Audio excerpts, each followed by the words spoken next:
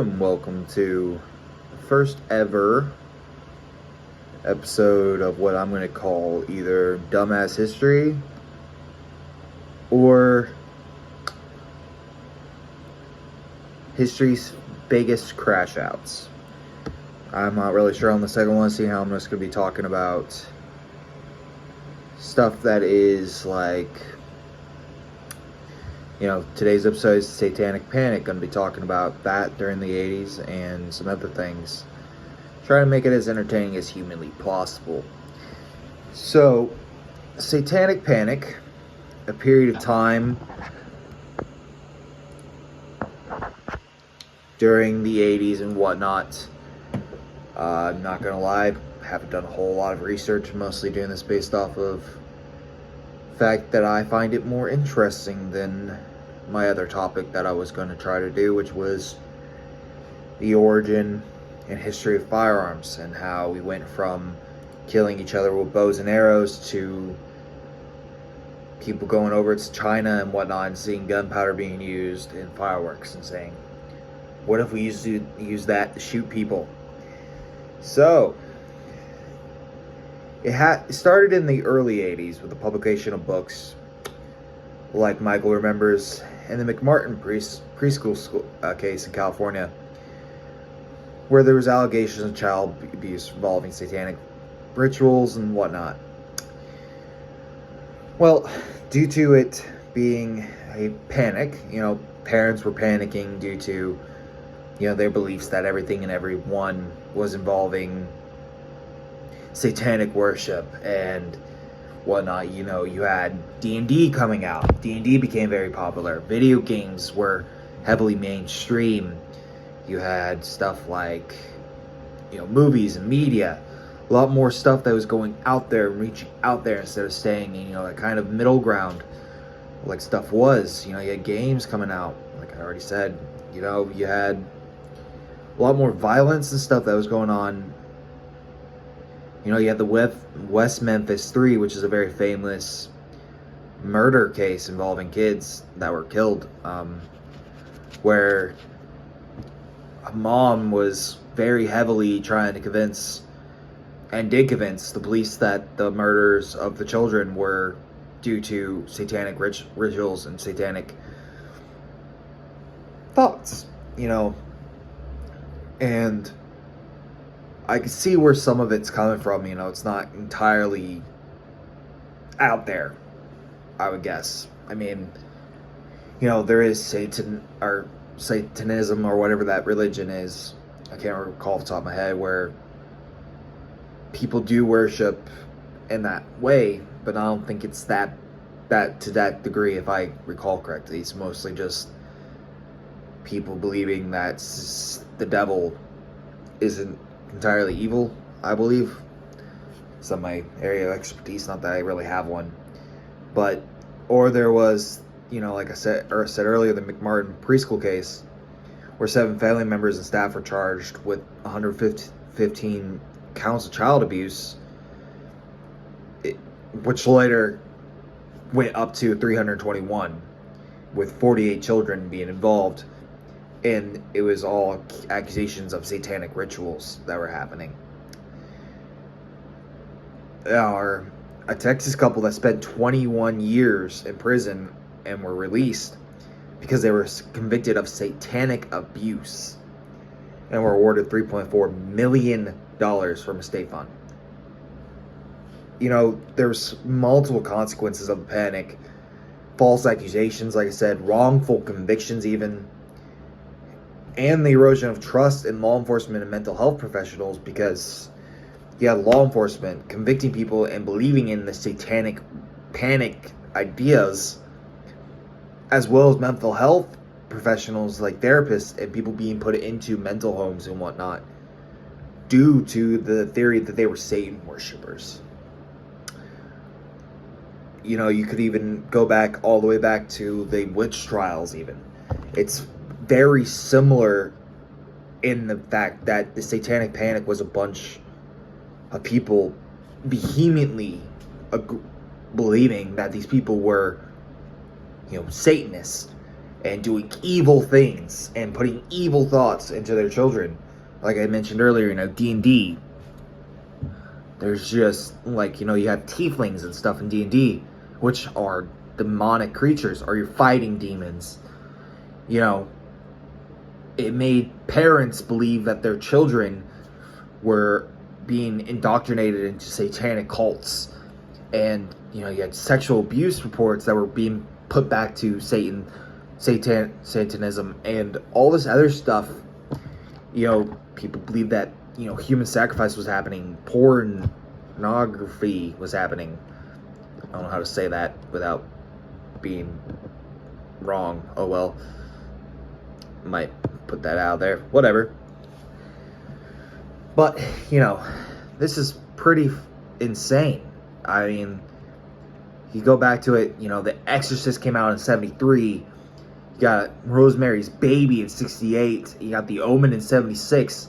These movies that were heavily, like, kind of in that, like, satanism and, evil shit. Pardon my French.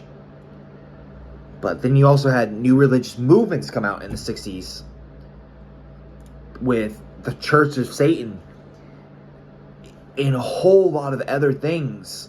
You had the Manson family murders, the Tate LaBanca murders.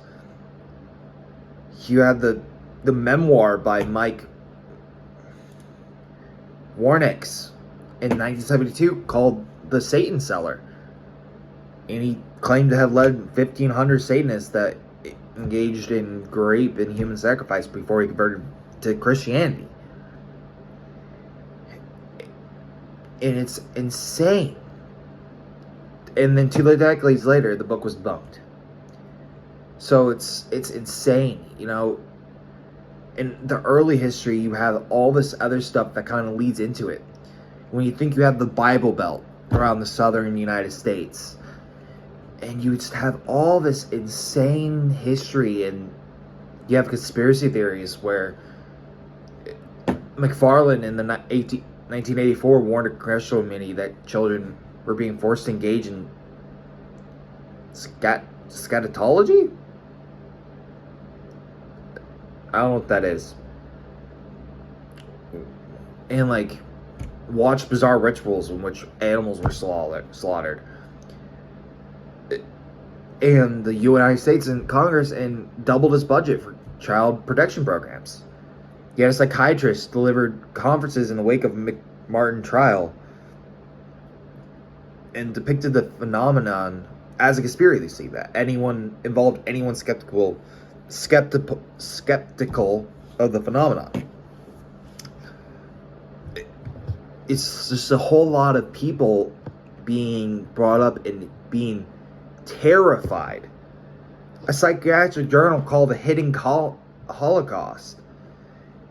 It's insane, and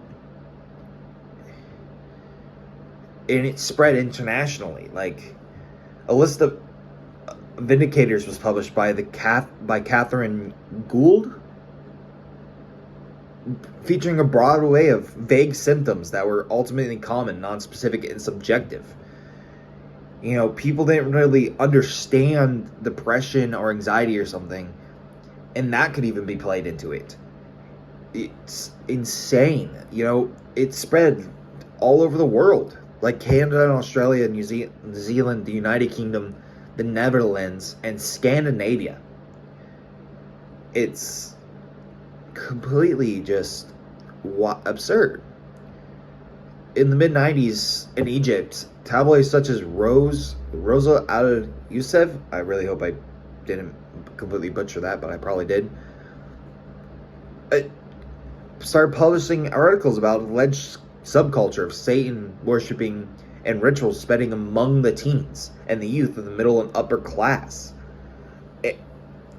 in associating with heavy metal music, bands and symbolism and graffiti. You had bands that were feeding into that, like Black Sabbath, and all this other stuff that was kind of like feeding into that. But it's my kind of music. I love that kind of stuff, and you still kind of see it today with certain families and stuff thinking, that's all bad. Or you had exorcisms happening, like it's very, very, very crazy. It's just, and then you have people can come out committing heinous atrocities and crimes and claiming that they're possessed, or it was because of Satanism. And there's not a lot that came out of it. Like, it's just insane. I don't know how else to talk about it. And you had all this stuff. It's insane. I'm trying to read up more on it. I kind of started this without a whole lot of research, but you have something such as you have false accusations of rape or grape. You have accusations of all the stuff that could have oversighted the real things that were going on, like real grapes or real child abuse and real things like this, like people, the real murderers of like the West Memphis 3 or the Fall River murders. The real murderers could have gotten away with it because people were wrongly convicted due to satanic panic and unreliable things that are just not made any sense. Kids were losing their lives. Adults were losing their lives. People were being thrown in jail falsely and losing most of their, losing everything.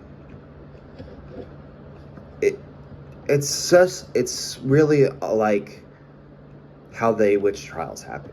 And, people were believing in all this false stuff that wasn't necessarily true.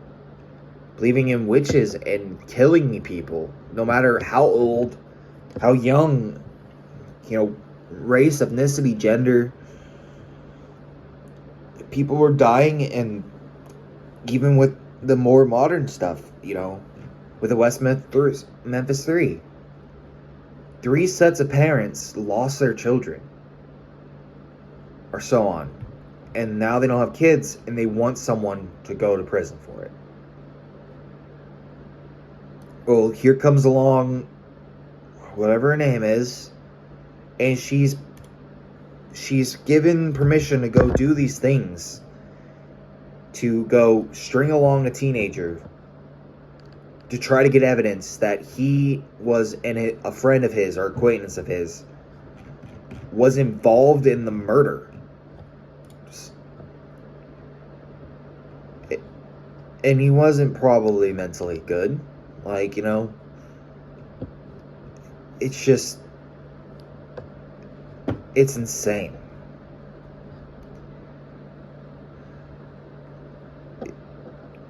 If you want to know more about the West Memphis 3 specifically, go watch The Red Thread. It's a very good podcast. Has some people that I enjoy in it. But it's just, it's insane. I don't know how else to explain that, but they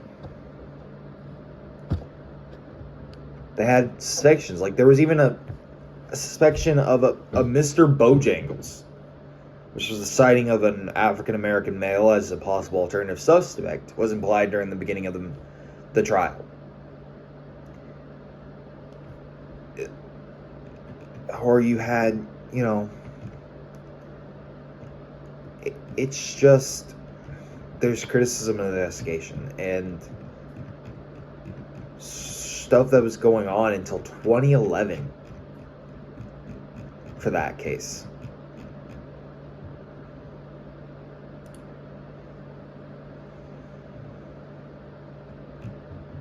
And then you want to look up other things. You want to look up what was going on. It was built completely on lies. Nothing about it was true.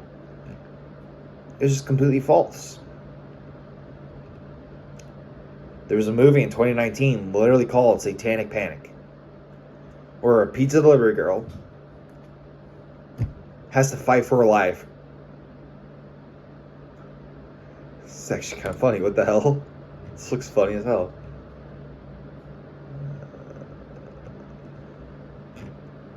Yeah.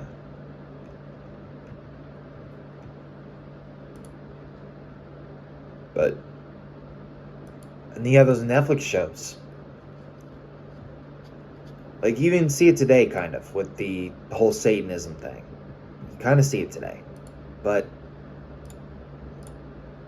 you know, you just don't see a lot of stuff going on in today's world. You know, it's just the fact that, hell, the Satanic Temple has a official website. I just seen this now. This is cool.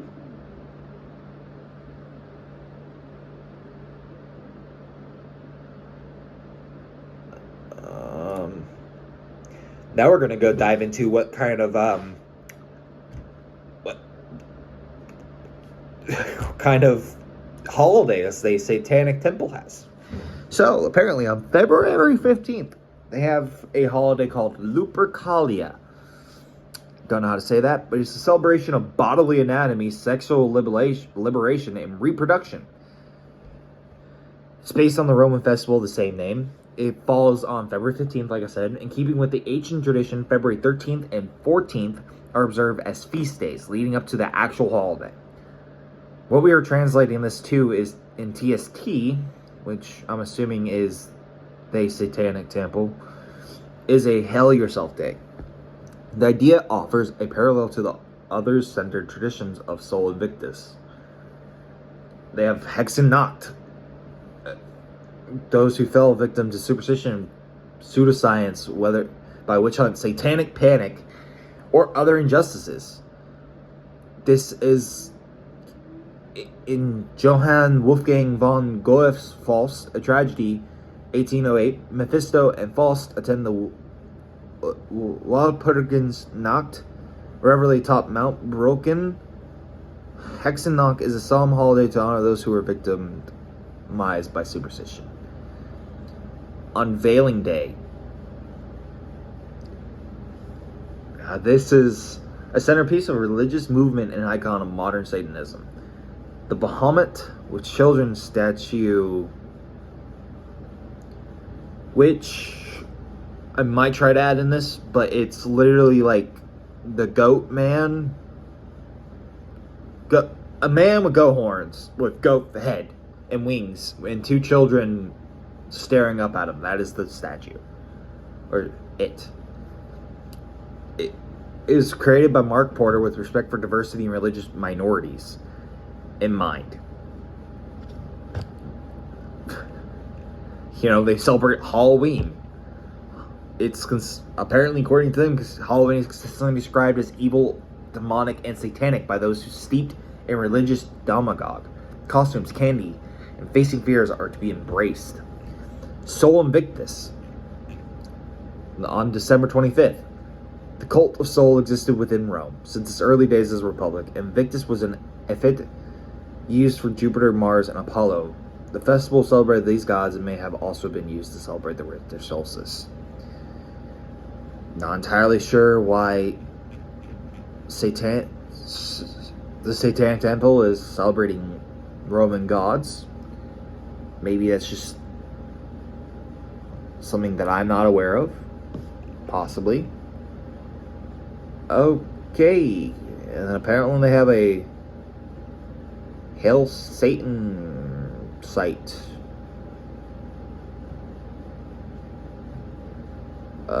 Question mark. That's why I said it with the question mark. Huh.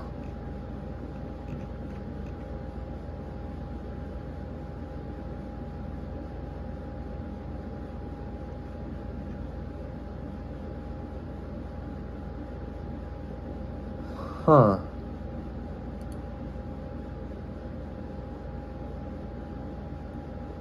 Huh. So, yeah. They have merch. Got the Satanic Temple.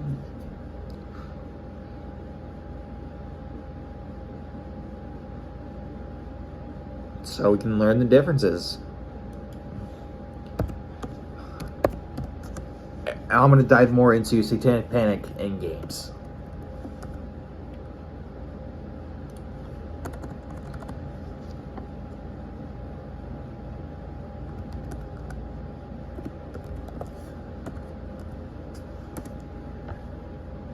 You know, like I said, D&D and other role-playing games were accused of promoting Satanism, witchcraft, and even violence. That led to moral panic and attempts to ban or restrict the games.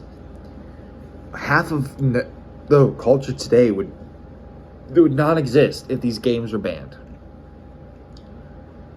You know, parents were burning D&D books and the dice. Some schools even banned D&D. You know, movie like Mazes and Monsters that came out in '82 fueled this panic. And some religious figures and media outlets promoted the idea that D&D was a tool of the devil. You know, the current perspective, Satanic Panic is viewed as a period of irrational fear and misinformation. You know, D&D is super popular in mainstream, and you even had a movie come out that for Dungeons and Dragons lately. And you even had games come out that, like you had Satanic Panic 666, which is a 2D arcade platformer.